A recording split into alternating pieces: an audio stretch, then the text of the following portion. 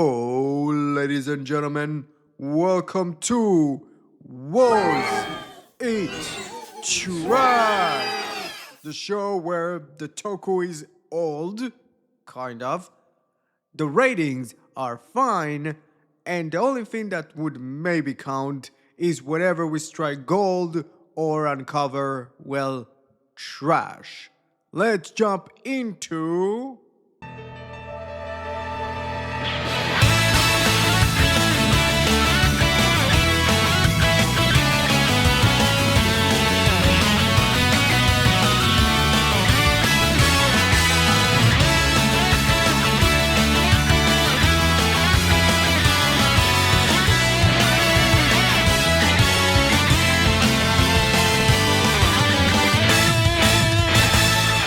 We're continuing with Superhero Time 2021 on Was It Trash with Kikai Sentai Zenkaiger. It's not just another Sentai season, it's the other anniversary season, and that is the 45th anniversary series of Super Sentai. And it doesn't feel like a long time, but Zenkaiger has officially entered the old enough to have a retrospective about it. Here's the thing, it's almost 5 years old and I don't like it. But when the show first came out, I felt the show was kind of underwhelming. Like I never really got the hate on it, but I never really got the full-on love to it. I felt like I was kind of in between. I felt like it was just another fine Super Sentai. But hey, after almost 5 years of doing this shit, I believe that at least I got some reputation and some Sentai under my belt that I can genuinely sit down and actually talk and review a season. And you know what? I'm ready to talk about the Sentai season that genuinely broke every rule in the record book. And to be honest, we need to kind of thank Zenkaiger for doing that. So let's turn our clock back to September 2020. The world was still very much turned into bricks. We were captured by Brickstopia, to be honest. Machine Sentai Kiramenja was approaching its finale, and suddenly a new trademark has dropped. Kikai Sentai Zenkaiger. Fans jumped immediately on the Kikai, mean machine. Zenkai means full throttle, and like that, people started picturing mechanical over the top, maybe an anniversary show. Then came the first Bandai trademarks, Zenkaiyo, Gear Taringa, Sentai Gears. Nobody really knew what those trademarks were.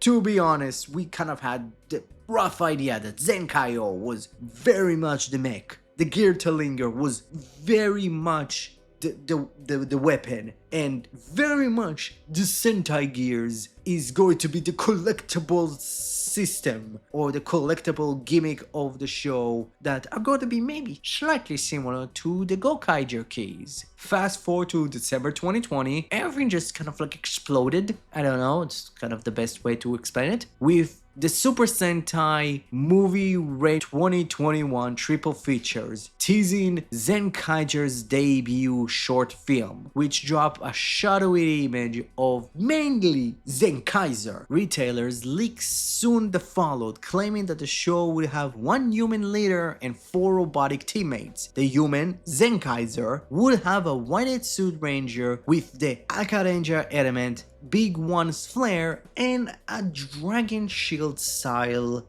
gold shield. The others, blue, red, yellow, pink. They would be the Kikanoids, modeled after past Sentai mecha, Daijujin, Gaukin, Daiboken, and Magiking. They would transform and combine in pairs, which, to be honest, like people kind of like said, okay, that's kind of weird, but then the toy catalogs leaked, and all of it was real. Zenkaiger was bright, with like a rainbow flag and just is Aqua Ranger, but also weirdly Dragon Ranger and the Tiger Ranger from fucking Die Ranger. Like literally our 4 other members of the team were just mechs, which we didn't really like at first. To be honest, like this design still splits the fandom in half. People that really love it and people that really hate it. But you know what? It was a fucking creative gamble worthy of the 45th anniversary of Sentai. But late December, magazines can fully confirm it all. The story about centered on the cheerful inventor's son Kaito Gushida, using the very mechanical Sentai gears to release other universes from the evil Toji Tendo dynasty. Along him are 4 friendly robots, or Kikanoids: Juran, Gaon, Vroom, and Majin. The premiere was set on March 7, 2021. Then January 2021 came. Along with it, the press conference. The fandom was excited and slightly anxious. The cast was announced, with Kaito's actor and a stack of voice actors for the Kikanoids, and even the theme song got unveiled, which is sung by Ultraman Dyna himself. I just need to re-say it. Probably I'm going to say it at least 500 times in this episode. I love Ultraman Dyna. But outside of the cast, the people that work behind the scene were also unveiled. Junku Komura was revealed as the head writer of the show, the mind behind of Juoja, Lupa Ranger vs. Pat Ranger. Japanese fans, from what I've seen, were actually thrilled. She's very much known for heartfelt character writing. She really likes the Sentai spirit. English-speaking fans echoed the, "Oh, yeah, she's a really great writer." Some were excited because, hey, like, she is someone with genuine affection for the franchise, and she's handling like this really big milestone. But, you know, there were some other people on both fandom that were kind of worried, mainly because most of the time her villains and her pacing issues, they believe that maybe the show would have another slow burn season where the bad guys mostly sit in a chair until like the final episode. Still mostly agree, like her personality driven writing kind of fit Zenkaiger's entire weird look. Then come Shujiro Nakazara, a veteran Sentai director from the golden years, from Geki Ranger to Shinkenger. His name didn't really spark any controversy, as much as a semi-relief. Shujiro's episode always looked great, hit right in their emotional beats, and it was one of the announcements that kind of felt like, okay, fine, he's there. But the biggest one out of everyone was the producer, Shinichiro Shirakura, the man, the myth, the chaos engineer himself. When fans saw his name listed as the head producers, social media lit up. Like, insanely. Some were like actually excited, like he's back on Sentai. It's been years since Shirakura actually really produced a Sentai, specifically had produced one. But the others kind of like saw it and it's like, oh, it's another decade, which I don't like that testament. I don't like that people dislike decade now. Or, oh, it's another GO, which I get. And damn, no, it's a superhero Tyson. All legendary in their ways, but also really divisive. Some fans were really hyped. Toei was actually pulling a lot of heavy hitters, specifically with the producer and the head writer. But some were like, ooh, I'm not sure about this, because it's like, are we getting just another decade because we're doing weird parallel universe? Japanese fans were surprised. Shirakura hasn't led a Sentai show since Die Ranger in the early 90s. Many wondered if he would turn the anniversary formula upside down and deliver something genuinely special. Across fandoms, it was clear nobody expected this combination of staff, it really felt like Toei kind of stacked the deck with experience and unpredictability all at once. I may remind you that the press conference also confirmed that the theme song is going to be performed by Ultraman Dyna's own Takeshi Tsuruno, with the legendary Watanabe returning to compose it at 95 years old, which, to be honest, is actually insane. Like, I still cannot get how the fuck a 95-year-old can actually make that many trumpets. Do they have the lungs for it? And pretty much everything about visually, the show was kind of like made us believe that, oh, yeah, that's very much an anniversary season, but it feels different. February rolled around and the hype went into overdrive with the crossover bright red battle, all Super Sentai Great Assemble hit theaters, showing the Zenkaigers fighting alongside classic Red Rangers and pretty much the rest of the Sentais, but primarily Red, which included Aka Ranger, who straight up said to Zenkaiger, "Hey, you non-red, get out of here." Literally, Aka Ranger is a racist. Like, everything about it, the jokes, the legacy, pretty much the entire atmosphere of the anniversary about it was just sheer absurdity, but also it kind of worked. Toys were actually really selling well, and by the end of early March, the anticipation was actually quite high, which for a Sentai show, specifically an anniversary one, is not that surprising, to be honest. Finally, March 7, 2021, Kikai Sentai premiered. The 45th Super Sentai has arrived. 1 human, 4 Kikanoids, countless world, and a creative team that everybody has been talking about. Some fans were excited, some fans were absolutely terrified, but everybody agreed on one thing. We've never seen like this before. Kikai Sentai Zenkaiger has joined on that march alongside Kamen Rider Saber. But was this all bold nostalgia experiment a stroke of genius, or just flashy chaos pretending to be deep?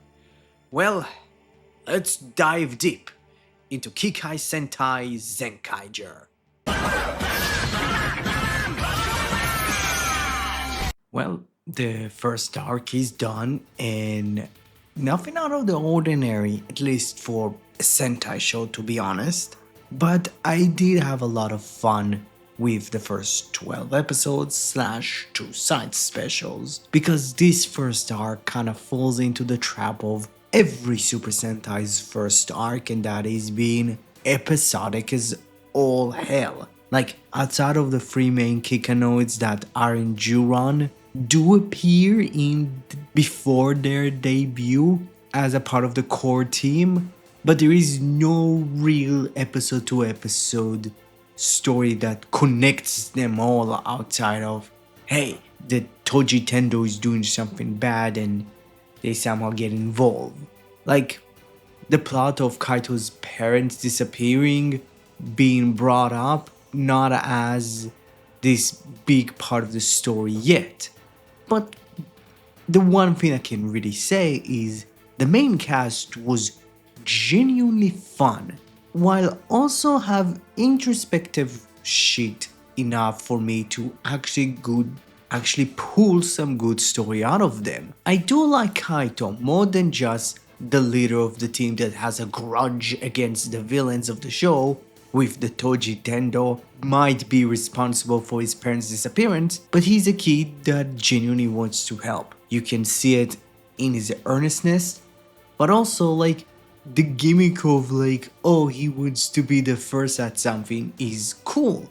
You know, can work really well in Gojuger, and for how much I can describe his regular kind of like episode to episode characteristic as slightly kiddie, slightly kind of like over the top and enthusiastic, and kind of like a leader of a Super Sentai team around a pandemic. But I do like that he lacks confidence. Like, he is really to be shown as someone that is hiding confidence, but he doesn't have enough of it. I do like it. I think that it was shown perfectly in the Zenkai Red special, but I really like that at least there is something to actually pull from. I don't know, right now, the episode to episode stuff, he kind of feels a little bit too generic. But when you kind of dive in deeper, specifically with the specials, you can kind of see Kaito is a person that lacks the confidence. While Juran is genuinely just a funny character, he, from the rest of the cast, is kind of, in my opinion, right now the weakest characters out of the bunch. Mainly because he's just a funny old man. He's slightly the comedy relief of the show. Like, he has some funny stuff. He's quick to anger. He's the hothead of the team. Again, all of them are kind of like splits into two categories. But I do like that he has this inferiority complex. Specifically, like when Kaiser arrives and he's being presented, at least by the wide audience, as the sixth ranger of the team, and oh my god, he's so much cooler. You see how much he gets pissed off of that.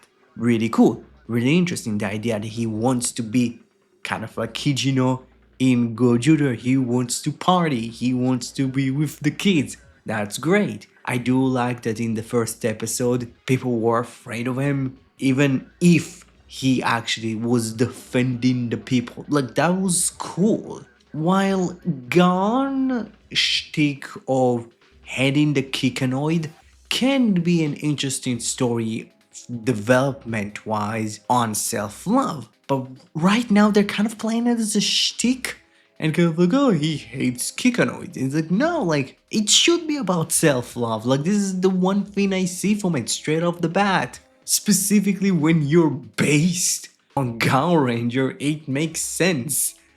But like, I do like him, and I genuinely just believe that, like, how much I can say that Juran is the weakest character from the core team purely on this kind of thematic. Story-wise right now, Gaon is kind of like the weakest one, specifically because he has way more of an interesting story and it's barely being used right now, and it's practically just like a beat, which I don't get.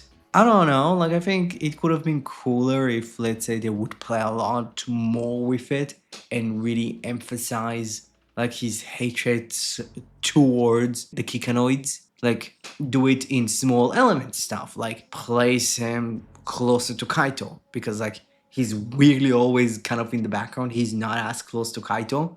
Like, I would have done that. Kind of separates him from the rest of the Kikanoids. It's like small little things. I don't know. While, in my opinion, Majin is great. Like, she has this goofy personality of her being really clumsy and really messy, but also the idea that she's a magician, but also a robot kind of combines both the mechanical and magical elements of Magi Ranger into one character is kind of cool. I do like she's genuinely earnest to a core, and she very much reminds me of Kaito. She's very similar to Kaito, and I do like that she's this kind of fun character to be around. Like, I like that she has her own inferiority complex of her kind of not believing in herself. It's less kind of like outly presenting, no, we're the best. It's like, no, I'm not the best. It's interesting. It's really cool. It's actually being done slightly more better than, let's say, anybody else outside of Kaito. Like, I do like Majin. She's like my second favorite character. She's not my favorite, because my favorite, I'll be a concierge here from the core 5. I fucking love Vroom. It could be that he's based on one of my favorite Sentai seasons, and if you think about it, my other favorite character is based on another Sentai season that I like, so it might be like actually kind of connected, but I do like him. The idea that he starts off as a janitor to the Toji Tendo, and then we start to kind of like learn more about him, and we start to learn that, oh, he loves learning, he wants to learn, he is literally yearns for knowledge. He has a spirit. He's on a search for spirit, the spirit of knowledge. I don't know. I'm trying to connect it somehow to Volcanger. Didn't work that way off script. But I do like that this is how he started off. He started off because he started off as a janitor. It's like, oh, they're going to teach me stuff. And in the end, they didn't teach him shit. They maybe taught him how to fucking, I don't know, clean. But you can learn it alone. And having him interact with Kaito and see how much Kaito teaches him is great. Yeah. Is he the quote unquote stereotypical nerd character? Yes. But he's actually cool. I don't know, I like Vroom, while the core 5 are great. And I think the cast kind of around them, with the grandma being kind of over the top and Senchan being over the top, was great. While I do like Zoc as a 6, because he's kind of in and out of the team. Which is odd that he calls himself Kaiser. That's the one part I was like, why the fuck you're calling yourself Kaiser? I don't know, that's dumb. You're not a part of the team, just call yourself Gokai Gold. That would be funny. The idea is oh, Flint and Zoc watched the Gokaigers, said, let's make a power set. On what team we're going to base it? The pirates, because we're pirates. The idea that they come from pirate world, which is a world that is full of pirates that just go out of space, is genuinely fun. But also having Zoc be the cool badass hero, the cool badass 6, that doesn't have a real genuine problem with the team. He would team up with them, but he kind of doesn't really care about them. It's cool. Having him have his own team around him, have pretty much a human character that is kind of close to him and kind of does the tech stuff, but also is human and can have some sort of emotional support while having 2 Kikanoids, is great. Again, it's almost like a direct counterpart to Kaito and his team and Kaito's and his inner circle. That's great. I genuinely like that. I like that Zoc is genuinely not an asshole. He's a good person that just hey, I would fight because I care enough and I like this world, but I also fight to find the monster that made my younger brother's SD Kikanoids, which I do like. I don't know, but right now the Toji Tendos are the weakest part of the show. At this, when I covered Saber, I had something to say about the bad guys. Here I have nothing to say. Genuinely, I think the Toji Chendo, when they show up on my screen, most of the time my eye kind of diverge to something more interesting. I don't know. But overall, this entire arc kind of follows the Monster of the Week formula. Hey, monsters attack the city, sometimes we get a new character debuts with the Ranger form, we have a big fight, the Zenkaigers win, and they liberate the planet. But yeah, it's a very basic first arc.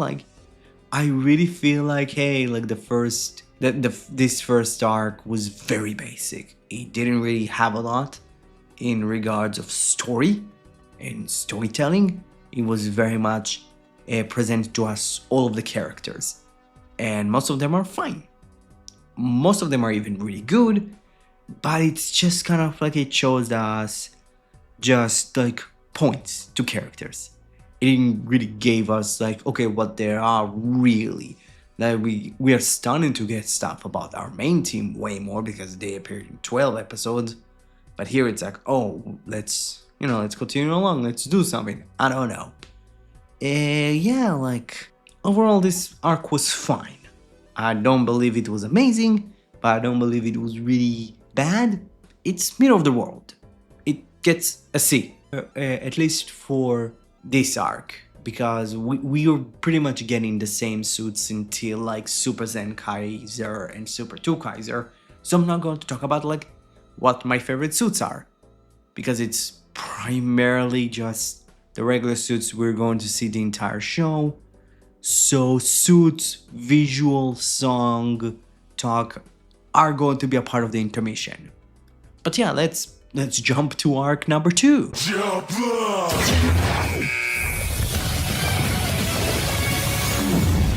this arc was actually pretty good. Way more on the bad guy side than actually the good guy side. Mainly because the good guy side, in regards to characters, I can maybe count on one hand the amount of characters that got actual development that was kind of interesting. I did continue to really like Kaito, specifically his relationship with Zoc continuing to develop, with them two becoming closer comrades, and having Kaito's dilemma with Stacy seeing him in the candy colorful cafe and starting to understand that maybe Stacy is not that bad of a guy. Maybe he feels like he doesn't belong to anywhere. And I really like that before their final fight, quote unquote, in episode 23, he started to kind of feel bad for him. Oh my god, that's great. Like, I really loved it. I feel like out of the rest of the team, you can kind of pick out two Kikai nodes that really got at least an interesting episode, at least in my opinion, and that is Majin and Vroom. With Majin's episode, we get to discover that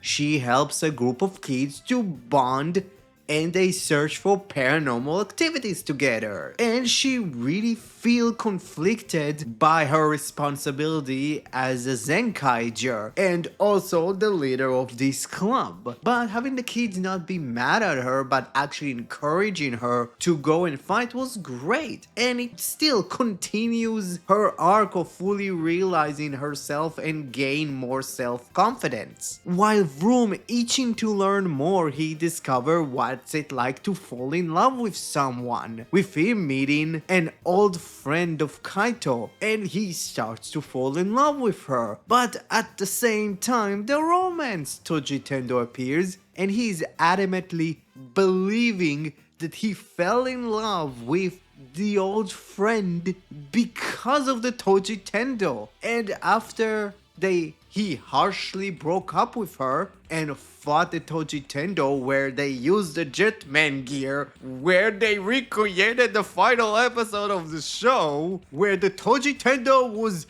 Black Condor. That was funny. But in the end of the episode, we discovered that he actually fell in love with her fully, and he lost her. And it's like, oh, this is how it feels to break up with someone and see someone that you love leave. It's so fucking beautiful. While Gaon and Juran kind of got at least something, it's not as, in my opinion, deep or interesting as Majin and Vroom, but having at least them sharing some sort of a arc together for this arc was good. Like, having pretty much Gaon understand that he needs to be more responsible and not take it too far when he messes up. While Juran needs to understand that, hey, you sometimes can be really harsh with your criticism and you need to kind of tone it down and not be as angry as you are. And Zoc kind of did the least out of everyone. It's odd because, like, the Sixth Ranger debuting this early is very much a thing in the Reiwa era that Sentai does now. And after covering a lot of shows in the of Sentai, specifically since Dawn Brothers, at least the middle half of Dawn Brothers, this is a very much reoccurring thing. And boy, it's a bad thing because Zoc didn't do anything. So it's like, maybe debuting your Sixth Ranger in the teens is a really bad idea. Like, the idea that the only episode I remember him doing something in is an episode that actually really focused on him was the Saber crossover episode, where he came off as a total douche, and also it was an episode that actually focused on the Shirai twins, which I didn't know was a thing. I completely forgot about it. That's like really funny, and like that's the episode where he got his upgrade and he was a total douche to Ryuga. Like, I don't know. While in my opinion, this arc was stolen completely by the Toji Tendo. Not fully the Toji Tendo, because the big wall dude is still kind of boring. Like, I do like that he likes his parrot a lot, but come on. Which I like that they gave Geg, which I finally saying the name of a lot of the villains, but I do like Gig. Like, I love that Gig kind of starts releasing more weird thematic monsters, which was great. And having Barashida and the scientist dude kind of have at least some sort of characteristics, which, yes, it boils down to brawn versus brain. Strong man goes brrr, smart men go and they clash a lot, and that's kind of the main thing they clash about. But at least was fun, and I think, in my opinion, the thing that the show, at least this arc, did the best was the Toji Tendo stopped being weird, and they started doing more stuff thematically with the show. I think the first arcs, the Toji Tendo of the week, were boring, but having them kind of do something different was like great. I really love like the nostalgia kaiju, like the idea that like literally the point of the kaiju is have the Kikanoids and the humans start kind of thinking over the past and how good the past was, like, and have them kind of be in this kind of motion of like, oh, the past was great, I wish I was a kid again. Like, that was great. The romance monster was genuinely fun. The summer monster was weird, but I really loved it. Like, this entire arc was amazing for the bad guys, in my opinion.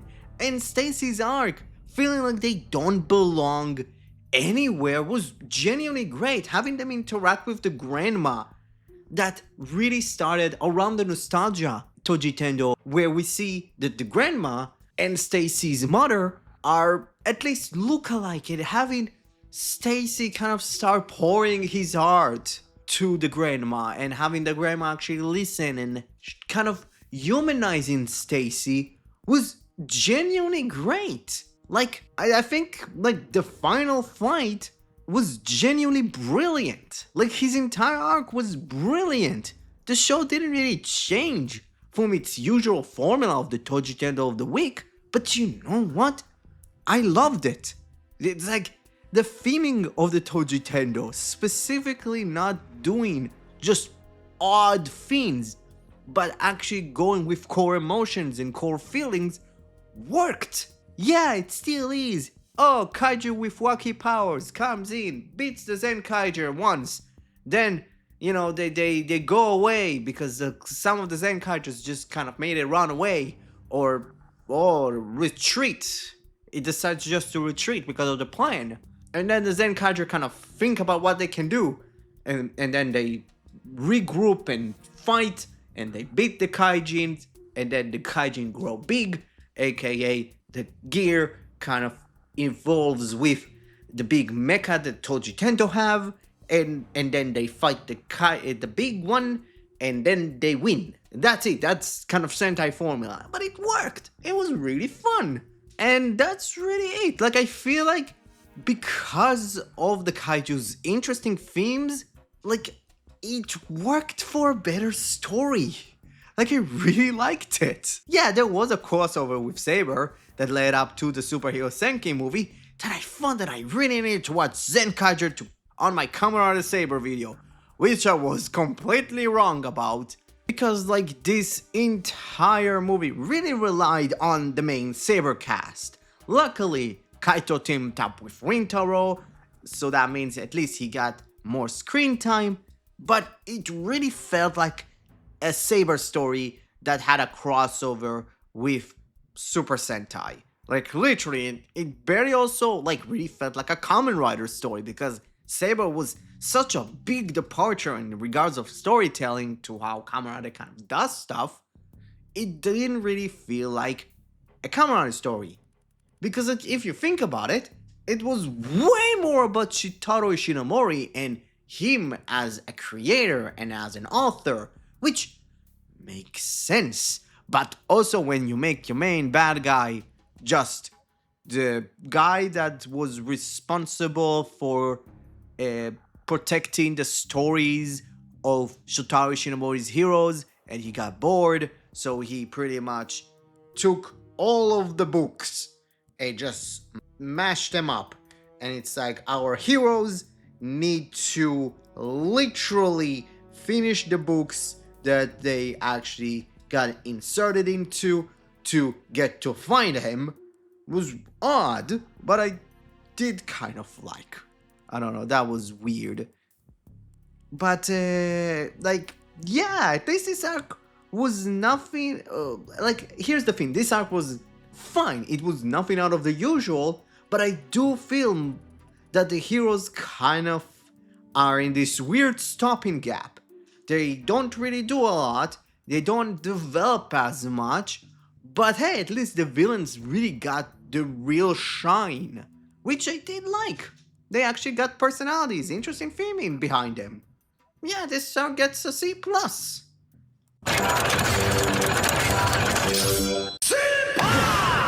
It's odd because this arc had the most important parts in Kaito's story, but the 10th episode kind of felt like they didn't really focus on it that much, but it doesn't mean I didn't like it. Kaito's mom escape was a really good portion of the arc, being the first 3 episodes. One for the escape and the rest were for the Toji Tendo and the Zenkaigers pretty much looking for her. And by the end of episode 27, Kaito pretty much decided to continue to look for her, but not that desperately. I did like that final episode because we actually got to visit the realities that the Zenkaigers actually liberated, which was great. And his dad being Hakaiser is a really cool concept. How much it was kind of funny when the Kikanoids found out who Hakaiser was. The show really wanted to keep it a mystery to who he was, where it was pretty obvious that it was him. But it actually adds another wrinkle for the fight where Kaito's dad is now brainwashed to fight the Toji Tendo. And having Kaito in the center of it and having him needed to struggle with it was great. I just wish that maybe he needed to question more his fights and be slightly more depressed and slightly less full action non-stop.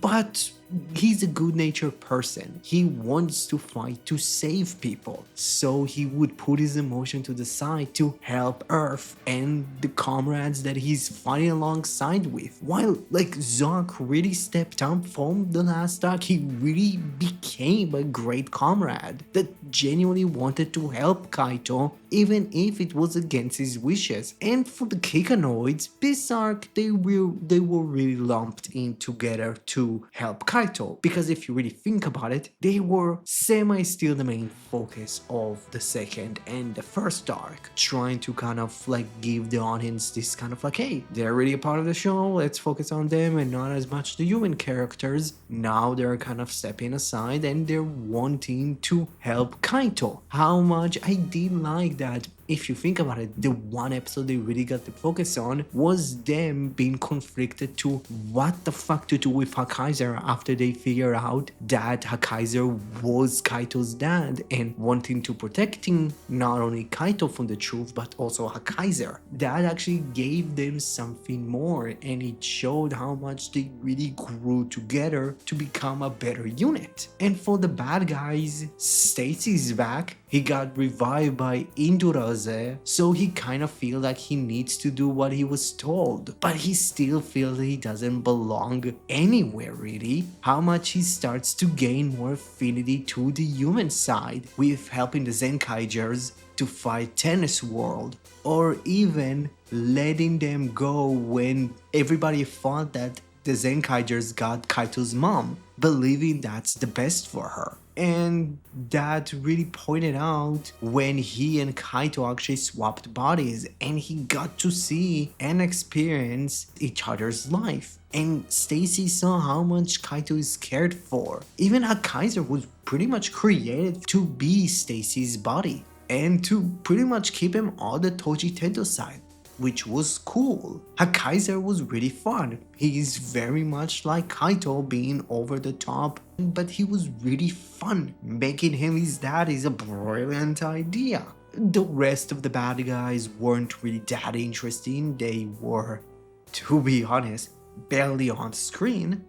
But still, like, I really liked what this specific portion of episode did. And like, yeah, we got to have really great focus on Kaito. It had really memorable and cool fight scenes, really great and memorable moments. We got our final mecha combination slash cannon, which was cool. Yeah, like overall, this arc gets a B.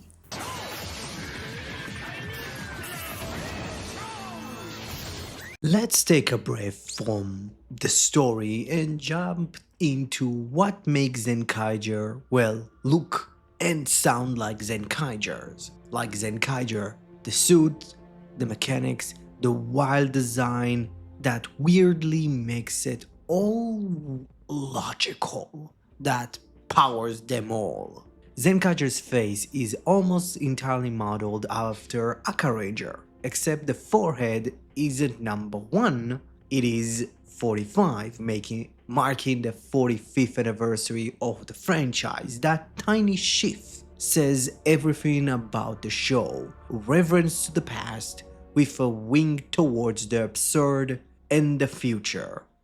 The designer noted that they tried multiple versions of the visors, debating on to keep the punch hole texture or to even give it a modernized rider style compound eyes. In the end, they decide to stay simple, bold, clean, and proudly old school, just like the show itself. Before Zenkaiger had a title, they knew that they wanted the transformation device to be a gun that could read collectible gear, were inspired from the main transportation device for the Go Rangers, which gradually evolved into a bird-themed gun, a mix of mechanical weapon and proud mascot. The designer explained the bird motif emerged from connecting past Sentai imagery, Go Rangers Eagle organization and bird masked hero like Red Falcon into one lineage. Eventually, Toei ran with it and created Senchan, the talking bird robot, as a reverse import from that concept. The Sentai gears, the key to the toy's magic was how the gear actually wore red. Instead of using visible pins on the back like usual, the engineering team decided to encode data into the gear's rim. That allowed for 128 readable patterns, linking the design into the mechanism into one cohesive idea. Juran's motif comes from Daijujin. The biggest challenge was deciding how much the original mecha design to keep. Once a balance between homage and update was struck, the rest was all about tightening up the detail, making it look sleek but still chunky. Gaon is very much based on Gao King. Gaon shares Juran's structure but shifts personality from 4 legs to 2, a face that almost got a nose and a mouth, but it didn't. Both designers laughed about that decision. Giving Gaon's robot form a nose sounded fun, until they realized they would have ruined Zenkaiger's combined face. Sometimes restraint is really design. Majin's motif was Magic King, but Toei specifically wanted her to be read as a female robot. That required alone changed everything. The witch hat element, the M chest were kept, but the rest were reimagined with softer curves and a heart-shaped wing joints. The designers admitted that it was one of the hardest designs in the show and the most rewarding one. Vroom was basically Daiboken, reborn, the asymmetrical chest vest and with all the deliberate nods, but functionally the suit was made for comfort. Armor on the front of the thighs so the actor could actually sit down. Zenkaiger Juran Gaon was the first combined robot had to juggle 3 completely different individual mecha forms, humanoids, robots, and the merged form. The design unify detail like claw size, shoulder buttons, keep the silhouette even when combined. It's pure engineering.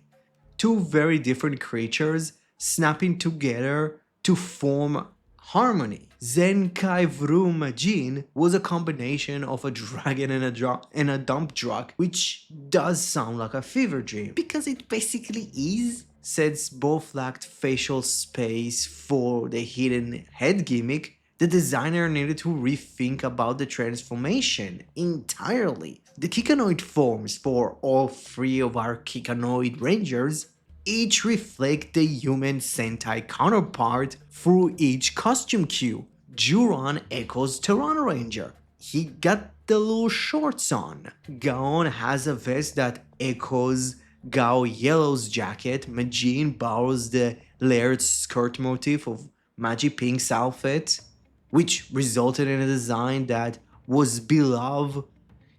Vroom reference to Boken Blue's chain. Even Sechan, the bird mascot, that followed the same rule book with smaller references, specifically the red scarf that is very semi-synonymous to Aqua Ranger, and also being a mechanical parrot, kind of like Navi from Zenkaiger. Then we have our 6th Ranger, Kaiser.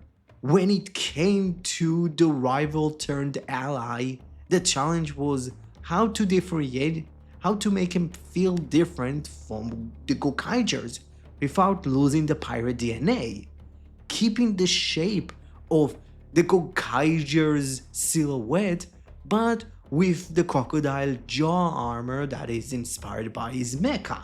Producer Shirakawa once asked, "Hey, can you put more crocodile on his head?" The designer tried, it didn't work, they laughed it off and move on, which in hindsight, it's slightly the most Zenkaiger thing ever. But hey, at least he got a sniffy little hat. The Geartlinger's tambourine steering wheel hybrid weapon was born out of chaos. The designers recalled that even before selling on Gokaiger as Kaiser's motif, they seen a concept of the battle hero dancing widely, and they couldn't let go of it, hence the tambourine theme. The ship's wheel motif made mechanical sense too. It spins, like the gears, form and absurdity perfectly balanced. Kaiser's Shinken form is a direct riff of the hyper mode for all of the Shinkengers. It's practically a love letter to Shinkenger's samurai flair. Even the Oren form is still a love letter to Shinkenger, but kind of morphed into something different and specifically not into Oranger to actually have a way more lighter ceremonial garb that is similar to the Egyptian themed that semi-Oranger had. Even his mech was intentionally conceived as a shark. It became a crocodile warship because someone said, "Well, who kind of crocodile?" Everybody nodded, and the designer leaned into its ally gimmick, building a mechanical mouth that can actually swallow the smaller SD Kikanoids to trigger the transformation. As the designers explained, the spring-loaded mechanism meant that each toy literally snapped its victim into a new form. It's really over the top, really toyetic, but also it's goddamn brilliant. You don't just combine, you get devour into greatness. The Zenkai Kaiju gear, a dinosaur-themed power-up, which transformed nostalgia itself into hardware. The designer recalled that it was some of their favorite design of the show. A perfect blend of a toy logic and theatrical flair. With the anniversary theme established, they decided to shift direction for the upgrade. Not slicker, but bigger.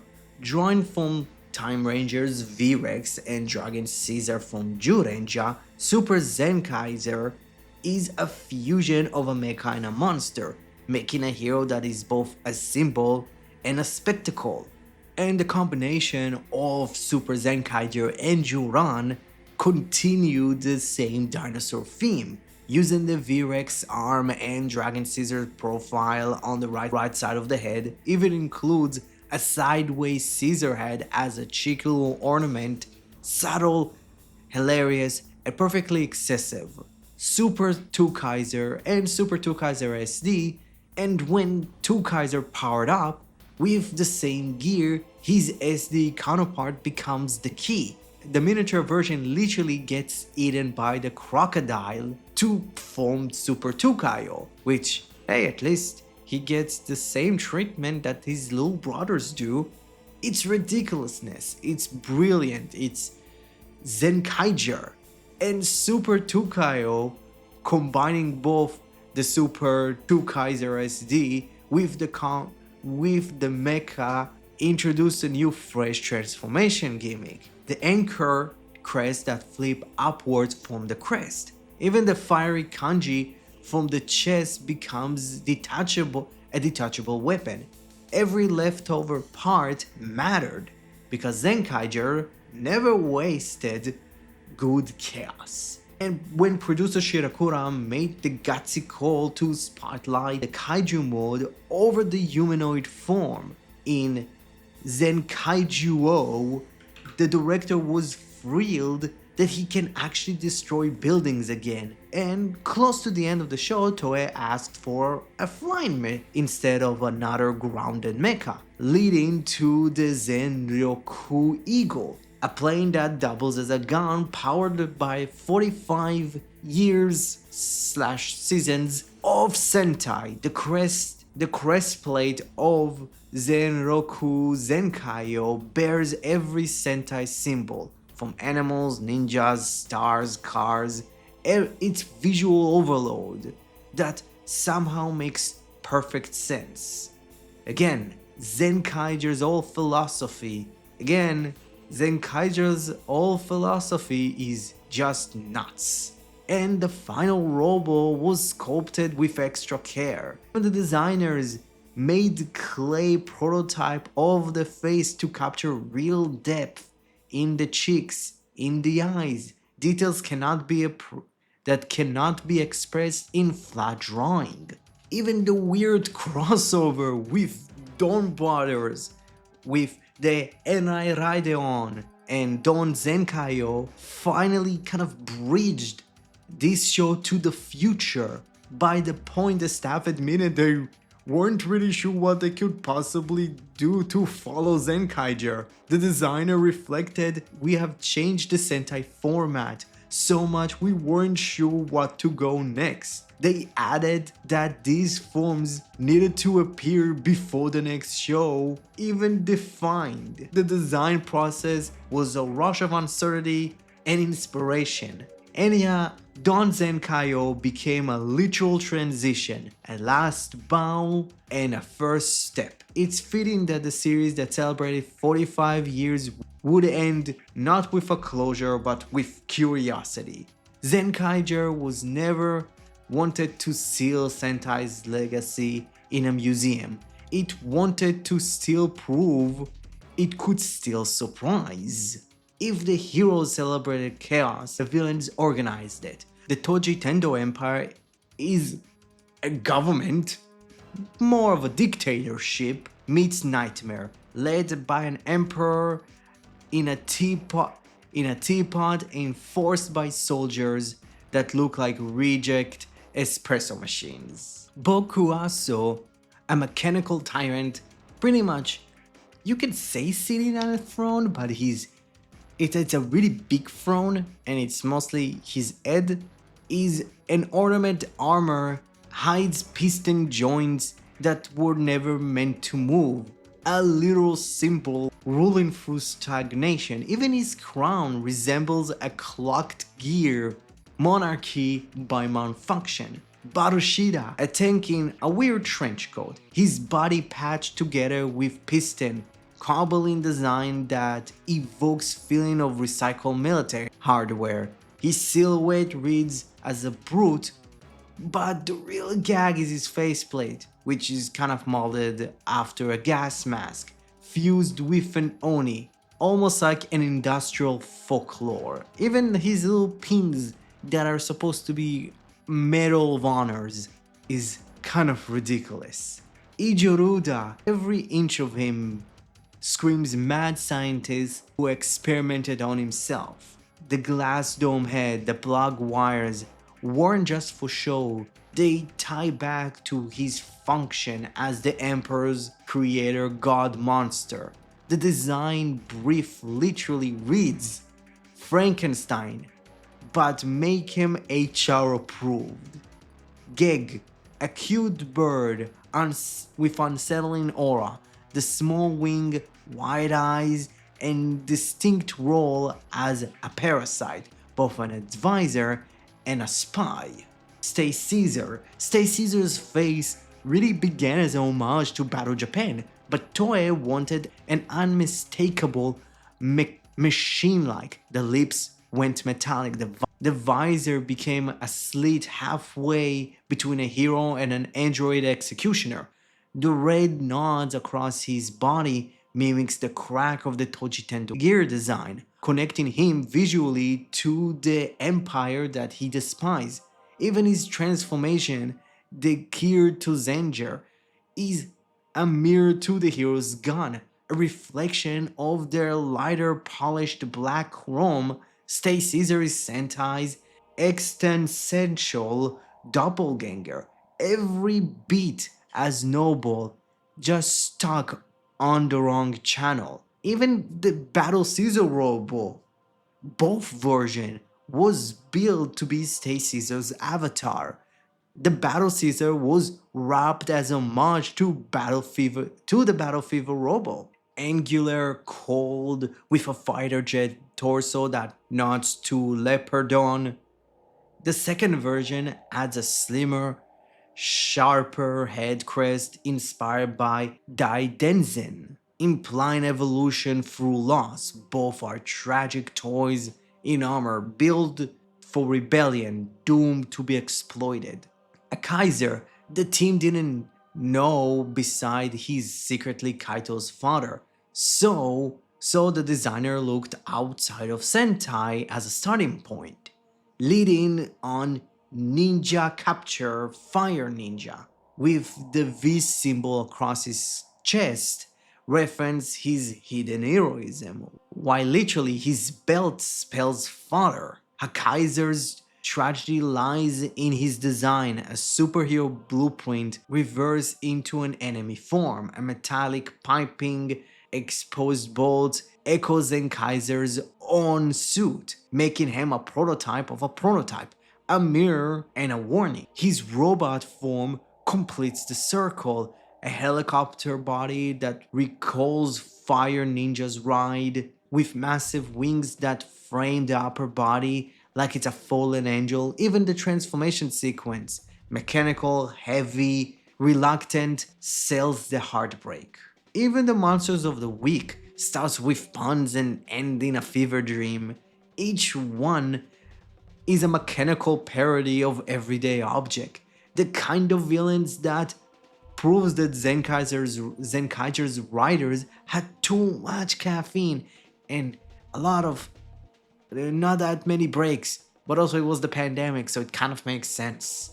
Episodes 2 Monster, a mechanical mushroom, complete with a missile launching hat.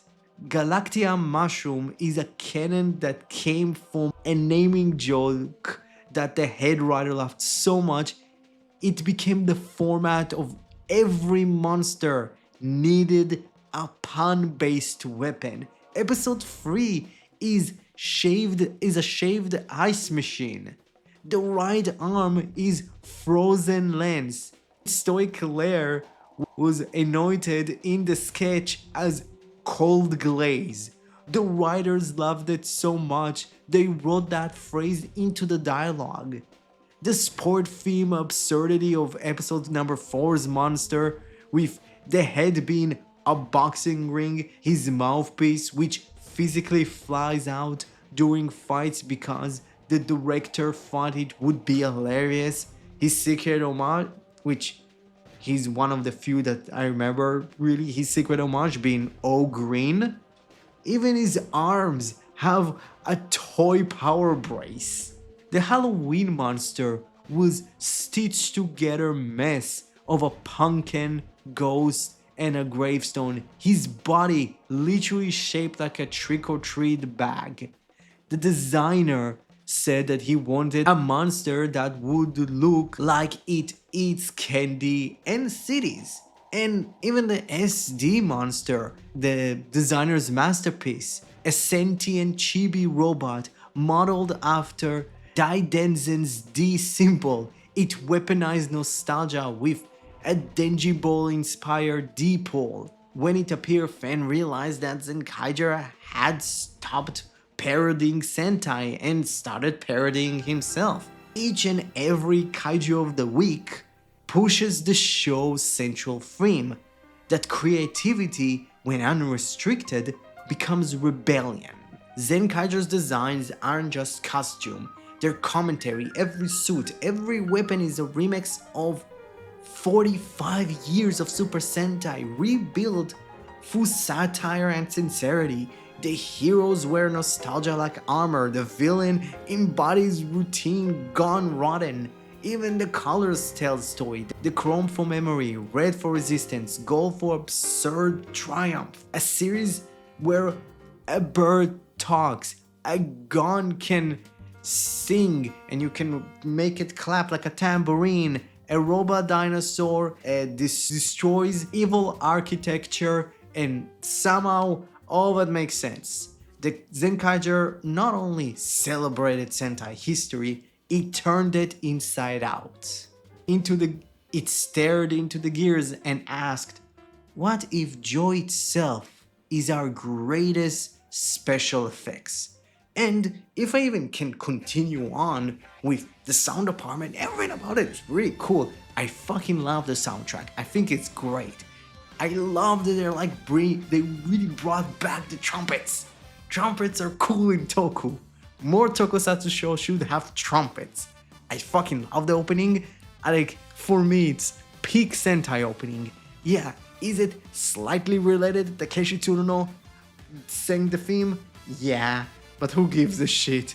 It was still so bizarre watching him just singing the song on live stage on a Toei production with Sentai suits behind him. It was cool. I loved every beat of other song in the show. Bring back old Sentai singers. Bring them in to do really cool classic themes, or even modernize other themes. I still love that all of Two Kaiser's themes are very much homages to the shows that he was a part of, that his forms and his look is a part of. Literally, his actual song is kind of similar to Gokaiger. His mech song has both Shinkenger and Oranger gimmick. And also the Super Tukayo form has genuine just Gokaiger influenced all over the place. I love all of the suits. All of them look cool. Do I think that the actual Zenkaiger suit for the Kikanoids are the coolest? No. I still believe that they could have maybe swapped them, because I do like the civilian outfits. I don't know. It's just me. I don't know.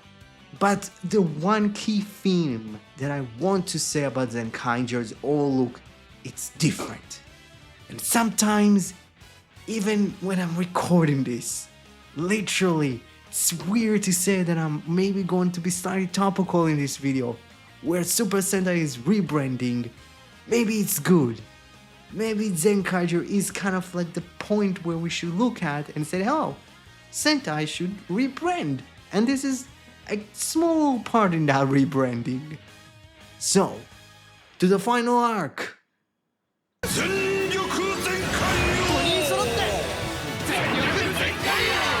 Okay, I do get why people really like this show that much. To be honest, I don't remember a show that I came in with no real expectation having such a genuinely good last arc. Once more, this arc was very heavy on Kaito. But to be honest, if you look at him next to the rest of the cast, he was the one that kind of felt out of field for a good portion of the first two arcs.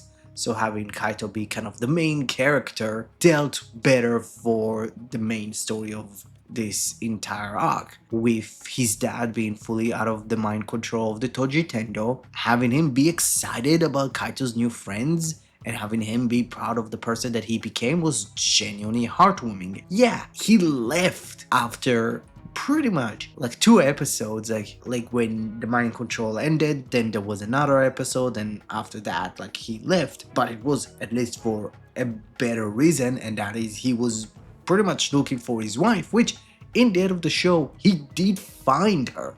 But those last episodes really showed us how much Kaito grew, not only as a leader but also as a person. You see how much he grew to be a real hero, like risking his life, saving every single universe that was captured in the end of the show, and succeeding in it twice. While Zog got even more screen time, which I did like, with him finally getting to fight as Ditopia and beating it, lifting the curse from his two younger brothers. But having that episode pretty much kind of revolved around him brooding, believing that he needs to do it alone and this is his responsibility. And later in the episode, he discovers that a family that sticks together and fight together is a lot stronger than just one person. And having that episode end with pretty much Zog and the rest of the family kind of saying, okay, listen, like, we did our battle, like, we believe that, okay, now we're fine, now we're going to release a Pirate Topia, and having them leave for a good chunk of the last arc was a really brilliant thing, because if you think about it, Zoc will not really stick around. How much he is very much a part of the team, he's still like an extra member. I loved it, and having him return in the end of the show, helping out Stacy, made sense, and also was a really cool moment. While having Flint actually get an episode, yeah, how much she did split it with Majin, helping a young girl out to kind of understand, it's like, hey, listen, material goods don't really matter if you can create it on your own, and it's about your creativity, which was great. It shows not only young girls, but also young boys and everybody around that, hey, what matters is your creativity. Your creativity matter. And having Fleet get an episode in the final arc is actually really great. While having Stacy be the star of this arc. Because, yeah, like, his pretty much show-long arc concluded here. He fully turned on the Toji Tendo after realizing what have they been doing to not only the rest of the world, but also Kaito's dad. And he helps the team defeat Hakaiser, or at least delete the brainwashing, which was brilliant, and having him still be in that inner turmoil for a bit, and having him be captured by the Toji Tendo, but then be released by Geg, which is going to be something interesting for the later part of this talk. And then he started to kind of be semi-controlled by an entity called God. And when I mean God, I mean that one. And that's even a longer talk, which is going to be insane to think about it. But he pretty much shared his body with that God for a good chunk of the last couple of episodes, until pretty much God decided that, yeah, like, I don't really need Stacy's body. I'm fine not having or not inhabiting it anymore. And they kind of, it wasn't like he was fully in control of Stacy's body. It kind of like went in and out a lot, but pretty much the last 2 episodes is pretty much Stacy confessing like he was jealous of Kaito. He wanted the same love and appreciation that Kaito was given. He wants to be loved and appreciated. He believes that he was wrong. Like, it's him fully like laying out his heart and telling it not to just Kaito, but also the grandma, the person that took him in for a bit and actually like helped him out and got him connected to the human side of his like bloodline, which was fucking incredible. Like, I really love that moment, and having his moment, his fight is with his dad and having him beat his dad, yeah, like alongside Zoc, how much like Zoc came in as a support was fucking great, and having him in the end kind of like traveling between universes, kind of trying to get small pieces of them to help Kicktopia and not wanting to rule over it how much they want to is great, because it shows how much he actually cares and how much he wants to belong, and he wants to create a place that he feel belongs to the most, and he belongs to Kicktopia and he belongs to Earth, and it's beautiful. While for the rest of the Kikanoids, they didn't really do a lot. They were very much supporting players in Kaito's story. I talked about the Majin episode because it was really cool that Flint got to have a little part in it.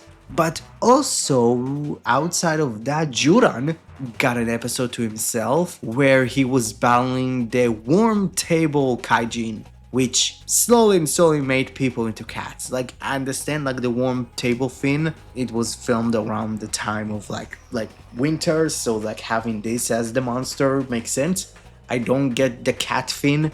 Like, I get that a part of his name kind of sounds like cat, and it's 100% should be the point, but it's so odd, and I loved every bit of it. And in that episode, we got the debut of Don Momotaro, just with so much less bass in his voice.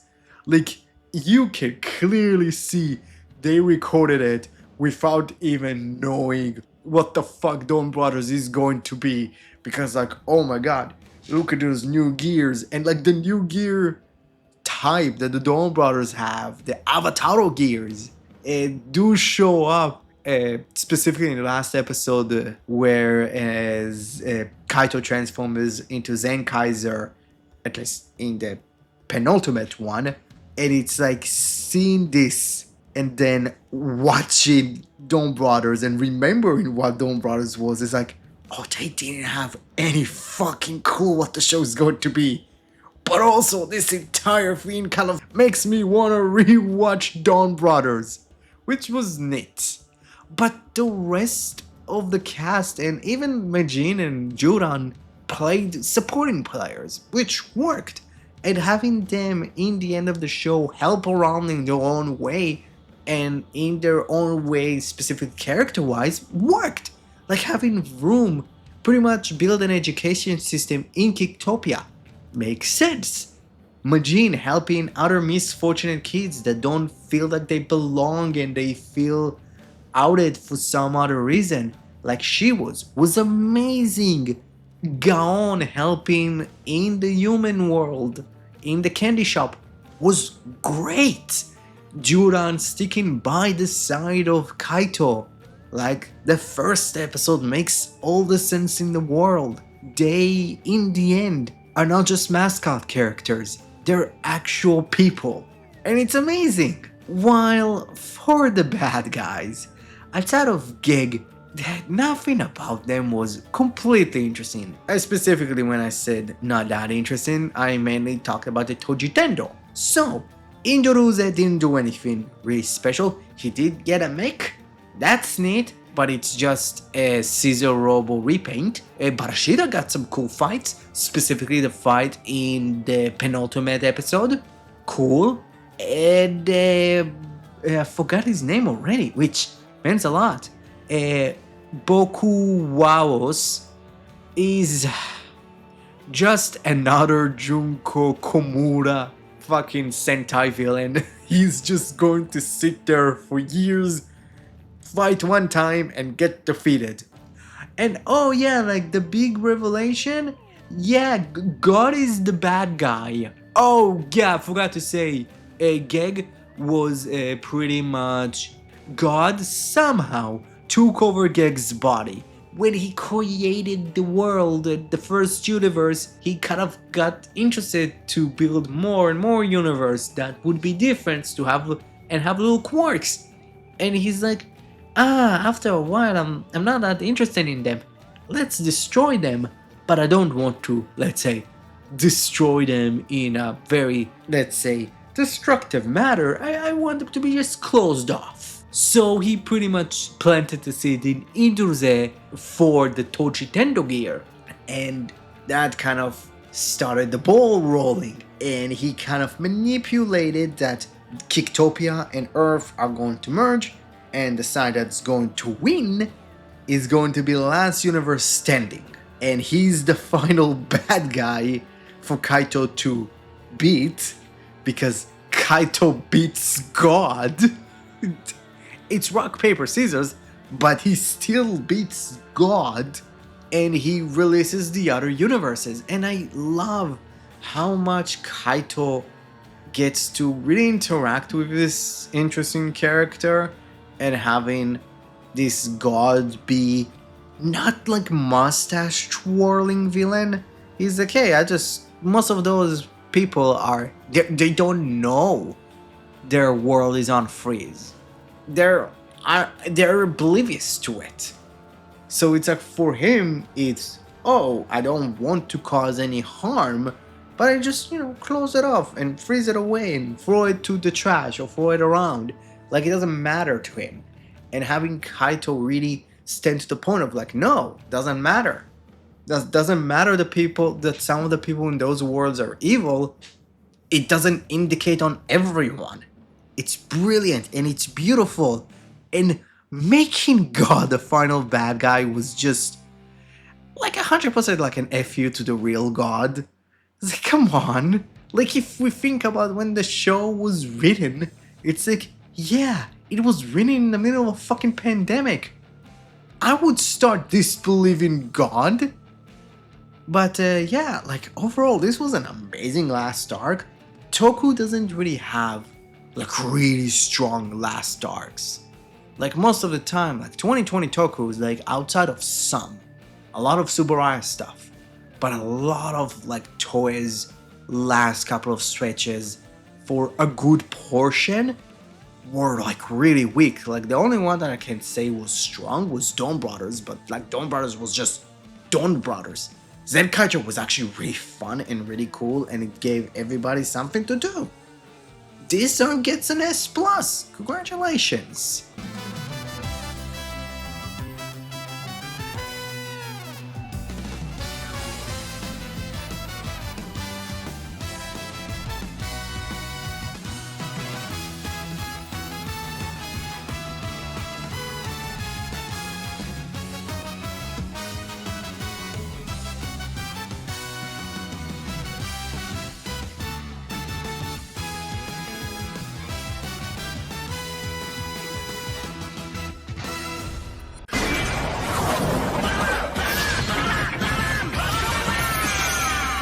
Outside of the show, there were other 3 crossover movies / specials. The one with Kiramanger, which I didn't watch and I won't touch until I would actually watch Kiramanger.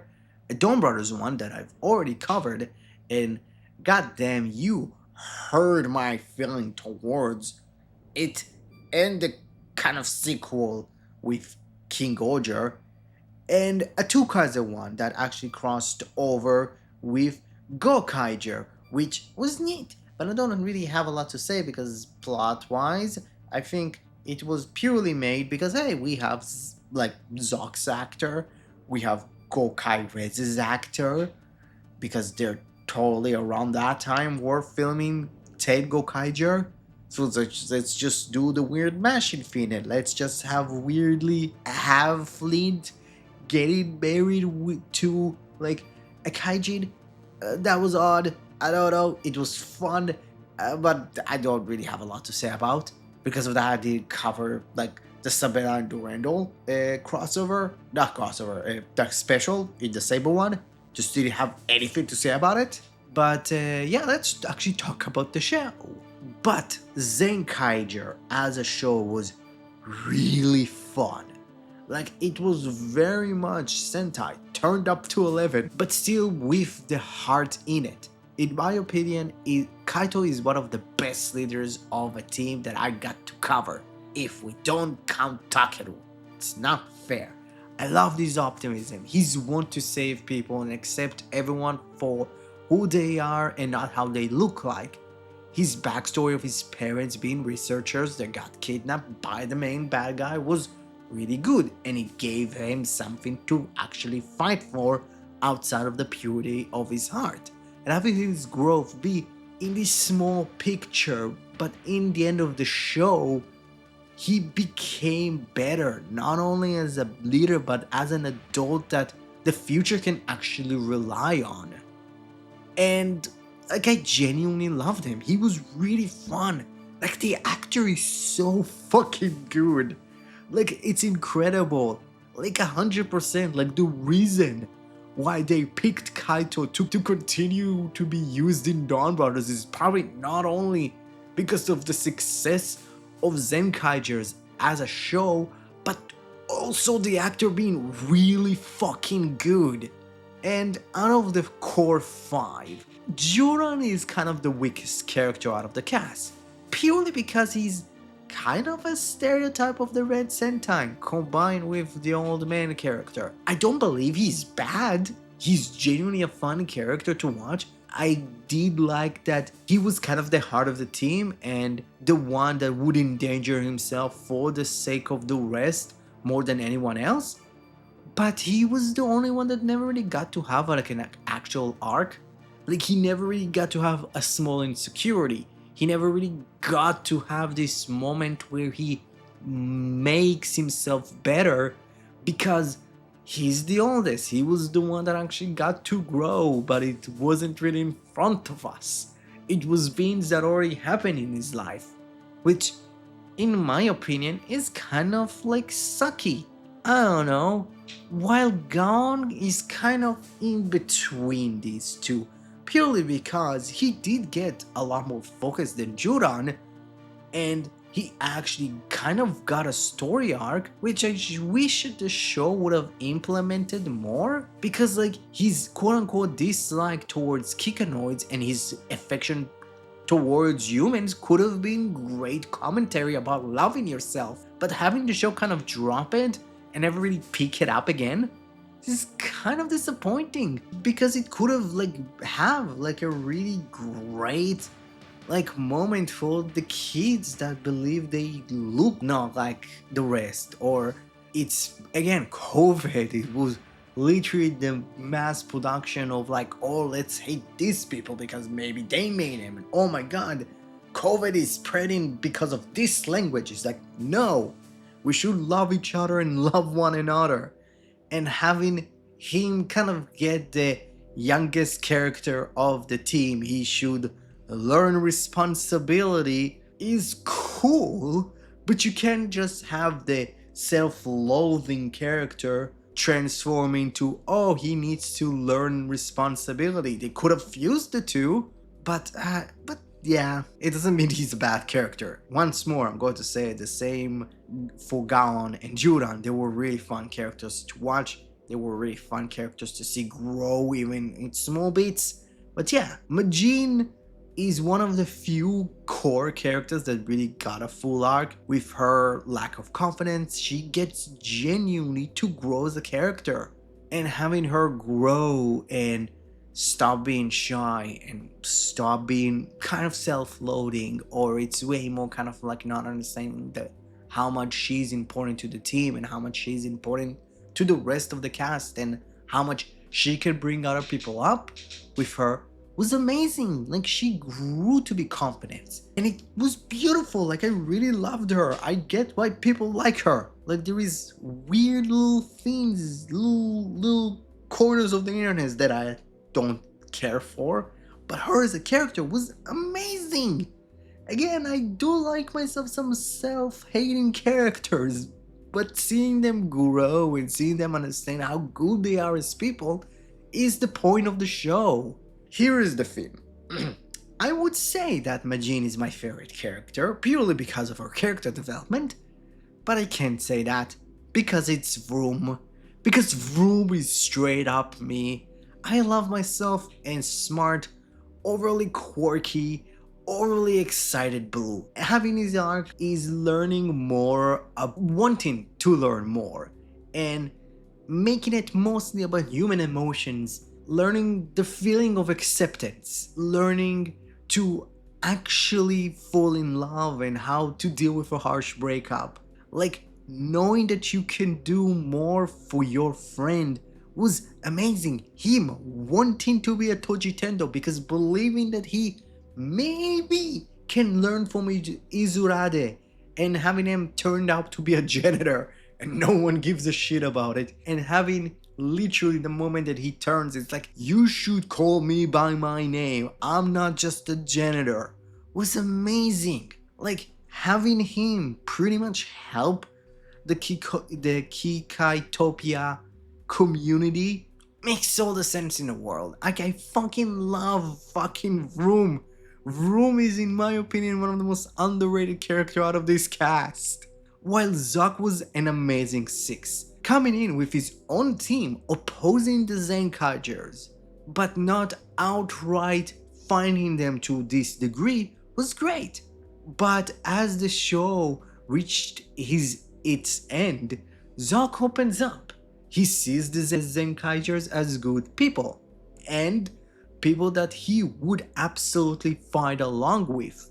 Having Zoc at first reject the idea that he's Kaito's 6, but as the course of the show, not only fights alongside Kaito, it comes to the point Zoc would risk everything to save Kaito's dad, and having him fight alongside Stacy, a character that he was very much butting heads in the very literal sense of fighting one another, understanding that he grew too, and having those two beat a character that was very much introduced to us from the very first episode and stayed there for a long time was fucking amazing. Like, having him get his own team is just the most brilliant thing. He's also a Gokaiger, representative, and I do love Gokaiger. It is kind of funny that most of the characters that I really do like are representative of shows that I love, just saying. While Flint was just an amazing addition to the cast, she was genuinely charming, she was like really funny. Having the girl be the SWAT one and behind of all of the arsenal that Zoc used, and also like the power up for both Zoc and Kaito was brilliant. Like, I genuinely liked her. I wish that she was Boon Boon Pink for like that one episode because her actress is fucking cool. Stacy is practically, in my opinion, the best character out of this show, purely because they actually got to have an actual full season arc. Like, it wasn't finished until the show was over. I love that how they got introduced as this quote-unquote evil version of Kaito, with his mom being kidnapped by Barashida, and he was the result out of their forced marriage. Having him look human but be part Kikanoid helped his arc of trying to find a place to fit in, which I love that it actually took some time and it had him interact with both sides. How much the human side was a lot more caring to him and more interested in helping him. Having him actually have a connection with Kaito's grandma and having him lie to her about who he really was, but in the end of the show he tells her the truth and she forgives him because she sees the real him. Because when she was talking to Satoshi, she was talking to Stacy, and having it be a part of him breaking down and telling the truth, how much he wanted to be loved and fit in, which worked beautifully. And his reason not to stay in the human world nor take over Kiktopia come from understanding that people need to go on their own. They still need the help of one another, but he wants to find a place to really fit in, and having him stay in one place and just disregard the the place that pretty much his dad and he kind of helped ruin for a bit, and not help them and not try to make it better, is amazing, while also not having him take pretty much a leadership role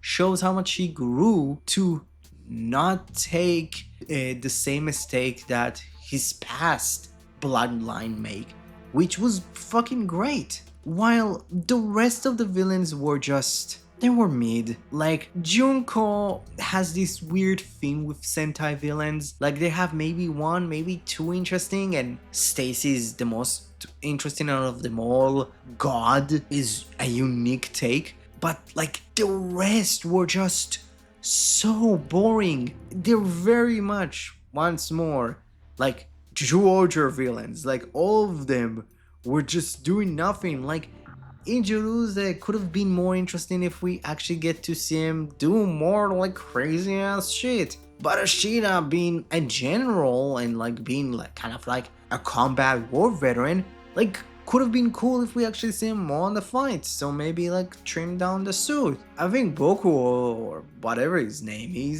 is straight up just boring.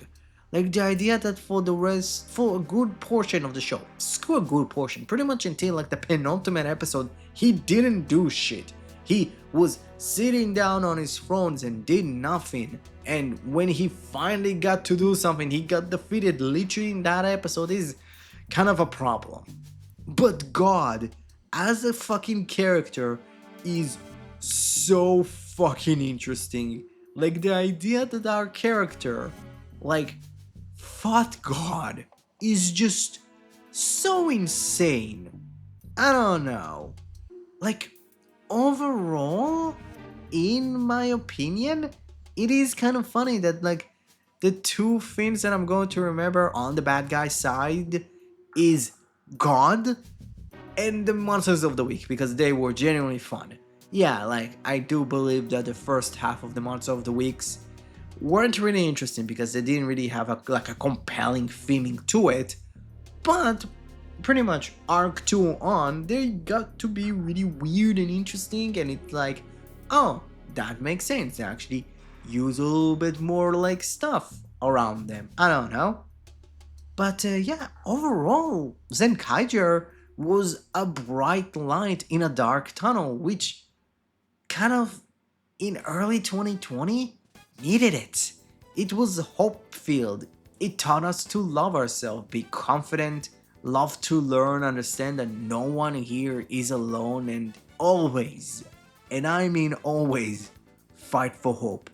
This was a genuinely fun show that I've been dismissing for way too long. Kikai Sentai Zenkaiger is not only not trash, it also gets a B. So, overall, what's your overall thoughts of Kikai Sentai Zenkaiger? Comment below, let me know. Thank you for watching this video. It's not gonna be as long as the Saber video from what I've been seeing. It's long-ish, but it's not as long. At least I hope so. But if you liked it, please smash that like button. Hey, I would like a share those videos. I really do enjoy them.